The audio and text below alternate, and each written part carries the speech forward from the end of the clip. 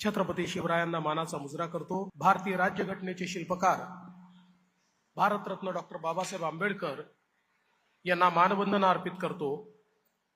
आजच्या या भगिनी आणि बंधूंनो, आज अतिशय आनंदाची गोष्ट आहे की पिंपरी चिंचवड आयुक्तालयाच्या नवीन इमारतीचं भूमिपूजन आपण या ठिकाणी केलंय।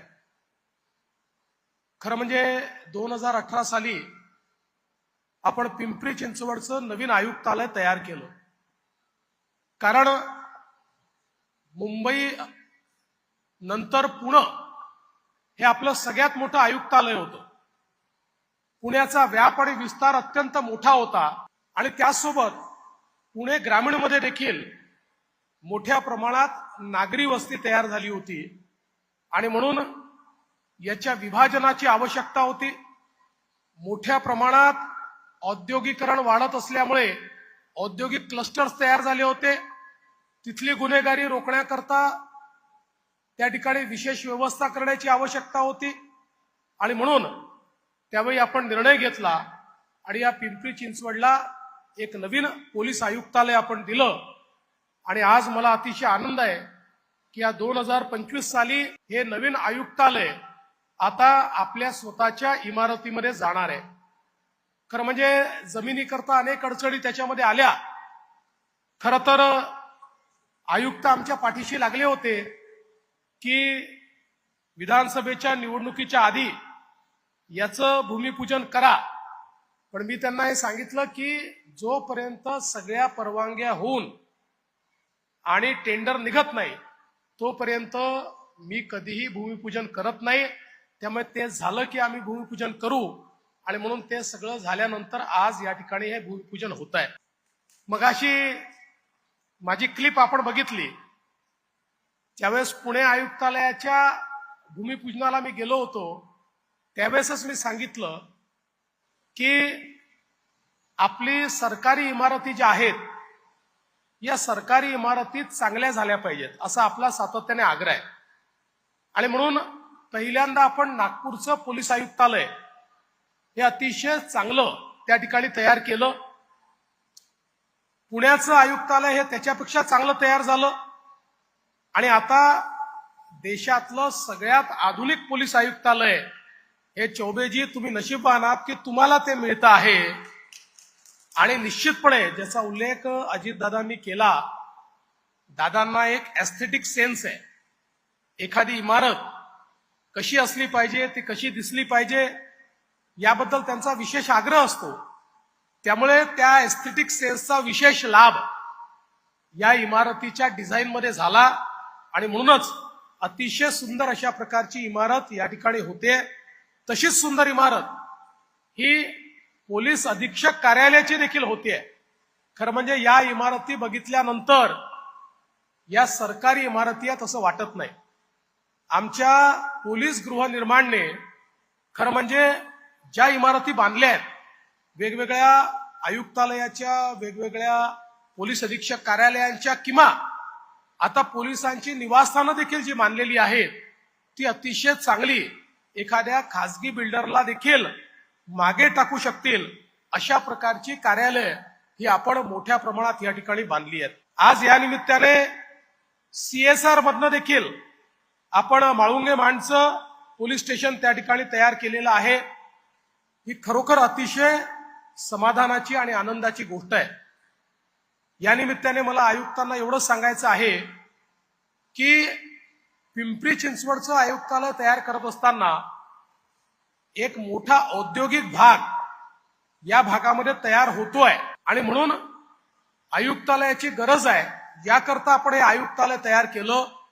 आज बघा CSRच्या माध्यमातून तुम्हाला या ठिकाणी पोलीस स्टेशन बांधता येत आहे, पण त्याच वेळी अजितदादांनी जे सांगितलं त्याचाच पुनरुच्चार मी करेन। विशेषतः या पुण्याच्या भागामध्ये म्हणजे हे तुम्ही पण लक्षात घेतलं पाहिजे आणि हे एसपींनी लक्षात घेतलं पाहिजे। या पुण्याच्या भागामध्ये मधून आम्हाला इंडस्ट्रीकडनं तक्रार येते की आम्हाला त्रास दिला जातोय, आम्हाला ब्लॅकमेल केलं जात आहे, आमच्याकडनं वसुली केली जाते। हे काहीही झालं तरी खपवून घ्यायचं नाही. आणि मी तुम्हाला आज ऑथराईज करतोय, कारण यातले काही वेगवेगळ्या पक्षाचे लोक असतील, आमचे असतील, दादांचे असतील, शिंदे साहेबांचे असतील, पण कुठल्याही पक्षाचे लोक असले तरी या बाबतीत कुठलंही कॉम्प्रोमाइज करायचं नाही. जर इंडस्ट्रीला कोणी त्रास देत असेल तर त्याच्यावर मोकासारखीच कारवाई करायची, खालची कारवाई करायचीच नाही. काही झालं तरी उद्योगाला त्रास हा महाराष्ट्रामध्ये होऊ नये. आज हा जो पुण्याचा भाग आहे हा खऱ्या अर्थानं आपलं मॅन्युफॅक्चरिंग कॅपिटल आहे. महाराष्ट्राचं मॅन्युफॅक्चरिंग कॅपिटल हे आमचा पुणे जिल्हा आहे. टेक्नॉलॉजीचं कॅपिटल आमचा पुणे जिल्हा आहे. आणि आता जगभरातल्या लोकांशी आम्ही इंटरॅक्ट करतोय त्यावेळी खूप मोठ्या प्रमाणात आपल्याकडे गुंतवणूक येते. आजच दादांनी सांगितलं तसं 2 फॅक्टरीचं, एकाचं उद्घाटन, एकाचं भूमिपूजन आम्ही करतो. इतक्या मोठ्या प्रमाणात गुंतवणूक येते. या गुंतवणुकीला पोषक वातावरण ठेवणं ही आपली आवश्यकता आहे आणि निश्चितपणे मला विश्वास आहे की तुम्ही ते काम पूर्ण कराल. यासोबत आज मला याही गोष्टीचा आनंद आहे की पिंपरी चिंचवड महानगरपालिकेने देखील काही महत्वाचे प्रकल्प हातामध्ये घेतलेले आहेत. सगळ्या प्रकल्पाचा मी उल्लेख करणार नाही, पण 2 प्रकल्पांचा निश्चितपणे उल्लेख करेन. एक तर फायर स्टेशनचं संकुल तुम्ही जे घेतलेलं आहे ते का महत्वाचं आहे, तर आपल्याला कल्पना असेल आता कॅलिफोर्नियाला सगळ्यात मोठी आग लागली होती आणि अमेरिकेसारख्या देशामध्ये आग लागल्यानंतर फायर ब्रिगेडकडे दुर्लक्ष केल्यामुळे फायर ब्रिगेडमधनं पाणी जात नव्हतं. त्या ठिकाणी बादलीने पाणी टाकावं लागत होतं, गाड्या चालत नव्हत्या. त्यामुळे आपल्यापैकी अनेकांना असं वाटतं आग एकदाच लागते, पण तयारी वर्षभर ठेवावी लागते.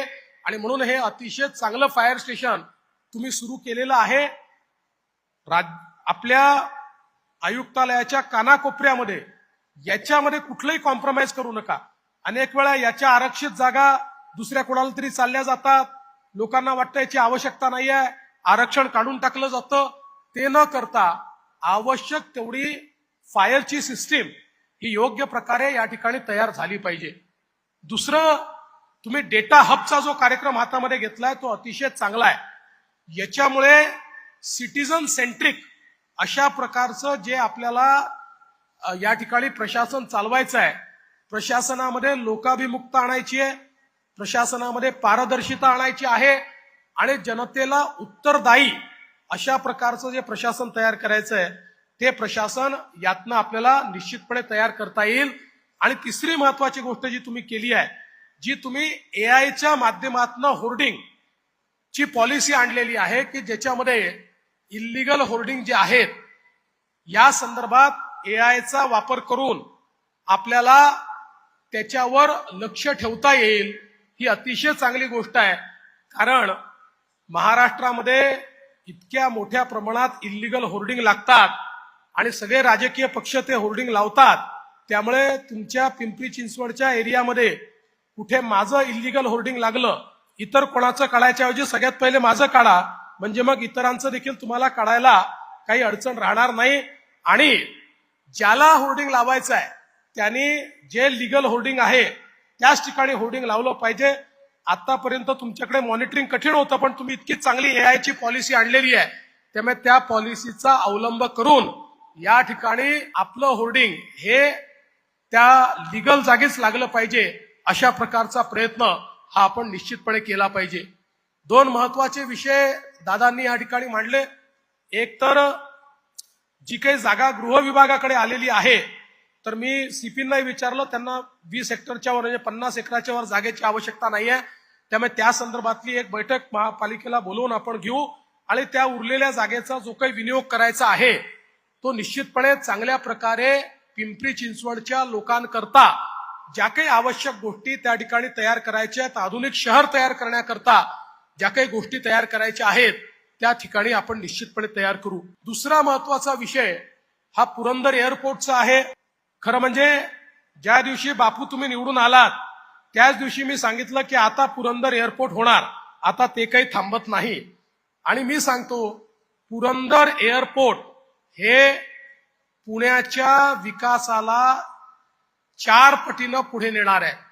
आज पुण्याच्या विकासातला सगळ्यात मोठा बॉटलनेक काही असेल तर आमचं विमानतळ आहे. ते जरी नवीन टर्मिनल झालं, जरी आम्ही ते विकसित केलं, तरीही पुणे ही एअरफोर्सची महत्वाची सदन कमांड आहे.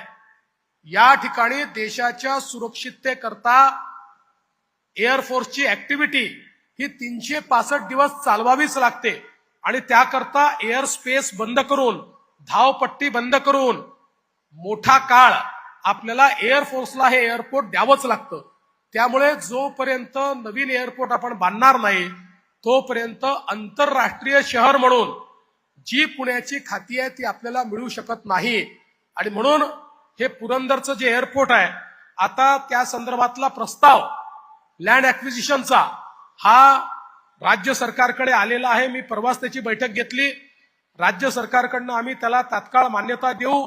त्याचे जे काही रेट्स आहेत रेट्स आपण ठरवू. आणि मी तुम्हाला एवढा शब्द निश्चितपणे देतो की कोणाचंही नुकसान होणार नाही, सगळ्यांना चांगले दर मिळतील अशा प्रकारचे दर ठरवून ही जमीन आपण त्या ठिकाणी एक्वायर करू. आणि हे केवळ एअरपोर्ट असणार नाही, एअरपोर्ट कम लॉजिस्टिक पार्क असणार आहे. त्यामुळे पुण्यावरनं आज एवढं जे औद्योगिकरण झालंय, इम्पोर्ट आणि एक्सपोर्ट करता एक नवीन इकोसिस्टीम ही या एअरपोर्टच्या माध्यमातून सुरू होईल आणि इथल्या आमच्या तरुणाईच्या हाताला मोठ्या प्रमाणात रोजगार देण्याचं काम हे आपण करणार आहोत. आणि म्हणून मला असं वाटतं की आज ज्या प्रकारे भारताचा विकास होतोय त्या विकासामध्ये महाराष्ट्र हा अग्रभागी आहे. आणि या महाराष्ट्राकरता पुणे म्हणजे जेव्हा मी पुणे म्हणतो त्या संपूर्ण पीएमआरडीएचं क्षेत्र हे अत्यंत महत्वाचं आहे. हे क्षेत्र आपलं ग्रोथ इंजिन आहे. जसं एमएमआरडीएचं क्षेत्र हे ग्रोथ इंजिन आहे तसं पीएमआरडीएचं क्षेत्र ग्रोथ इंजिन आहे. आणि म्हणून या ठिकाणी अत्यंत वेगाने गुंतवणूक करून या क्षेत्राचा विकास कसा करता येईल हा प्रयत्न आपण सगळे मिळून करूया. मी पुन्हा एकदा पिंपरी चिंचवड महानगरपालिकेचं, पोलीस आयुक्त कार्यालयाचं, पोलीस अधीक्षक कार्यालयाचं आणि सर्व अधिकाऱ्यांचं मनापासून अभिनंदन करतो. आणि या ठिकाणी मला हे भूमिपूजन करण्याची संधी तुम्ही दिली त्याबद्दल तुमचे आभार मानतो. अर्थातच याच्या उद्घाटनालाही दादा आणि मीच येणार आहोत हे पण तुम्हाला आधीच सांगून देतो. त्यामुळे लवकर बांधकाम पूर्ण करा आणि आम्हाला उद्घाटनाला बोलवा. त्यावेळेस शिंदे साहेबांना घेऊन येऊ. आज ते येऊ शकले नाही आहेत, त्यामुळे त्यांनाही त्यावेळेस घेऊन येऊ. एवढंच आपल्याला सांगतो आणि माझं बोलणं संपवतो. धन्यवाद. जय हिंद, जय महाराष्ट्र.